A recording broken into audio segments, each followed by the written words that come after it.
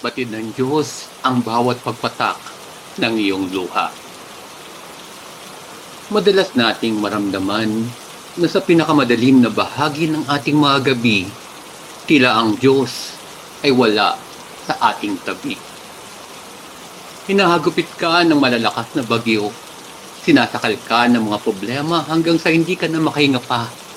Binabalot ka ng mga pag-alala, tila ang lahat ay gumuguho at ang bigat ng pagdurusa ay hindi na makayanan pa. Huwag kang mag-alala. Ang Diyos ay hindi kailanman bulag sa iyong mga luha. Hindi bingi sa iyong mga panalangin. Hindi tahimik sa iyong mga sakit at hindi siya malayo sa iyo.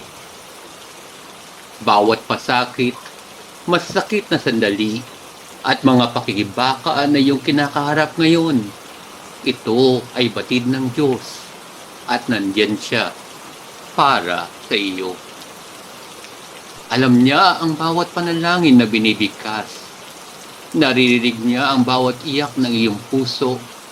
Araw-araw siya naghihintay na ibahagi natin ang ating mga iniisip, alalahanin at mga paghihirap. Ang Diyos ay isang mapagmahal na Ama. Nakikita ka niya.